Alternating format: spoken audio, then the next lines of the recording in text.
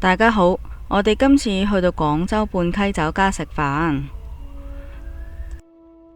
呢間酒家全部拎齊中華老字號、國家級特級酒家、廣州市著名商標、廣州市文物保護單位、國家5鑽級酒家、粵港澳10大餐飲名店，連續多年入選廣州米芝蓮。酒家嘅品牌同埋口碑，我諗唔使多講啦。呢間大型粵式酒家用咗中式園林嘅設計咗好多間廳房。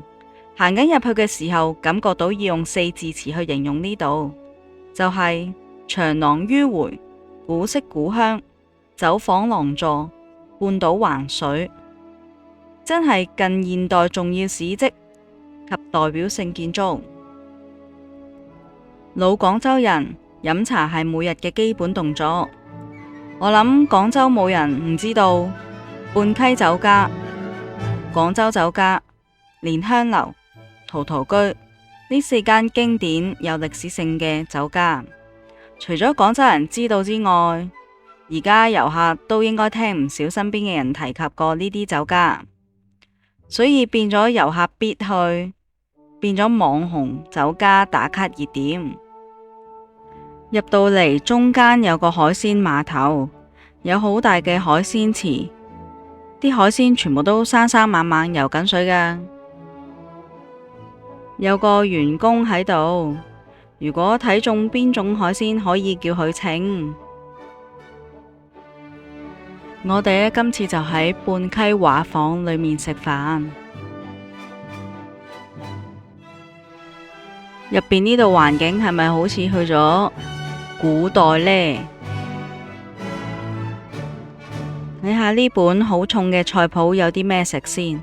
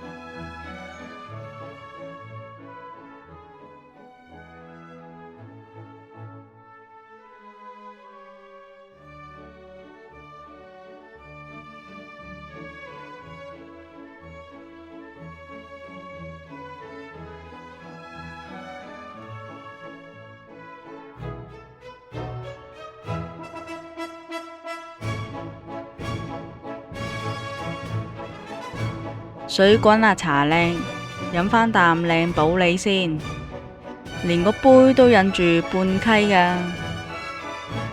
我哋今次食飯呢，就叫做雜菌鮮貝浸竹笙、豉油雞、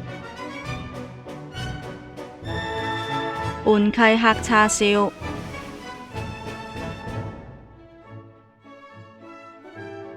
招積龍躉球、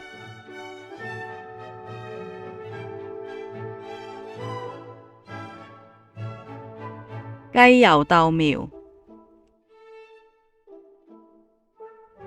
鼎湖上素、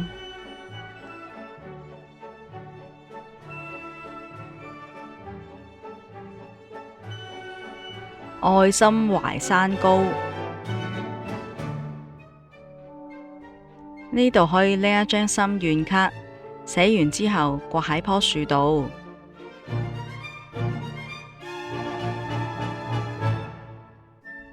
去飲茶食飯最好就係冇限時，因為飲茶食飯基本時間都要個半至2個鐘。我哋今次呢就坐咗3個鐘，傾下偈飲下茶，親戚朋友閒話家常。呢度除咗環境闊落，坐得舒服，餐具都好乾淨，望住個湖邊食飯真係寫意啊！啲嘢食又好味，呢度真係冇得頂啊！呢度確係值得嚟飲茶食飯嘅地方。有興趣嘅你哋去廣州都去試下啦。天黑啦，影下兩邊環境俾你哋睇下啦。鍾意我哋嘅影片，請你訂閱、讚好、留言。呢條片就到呢度啦，我哋下條片再見啦，拜拜。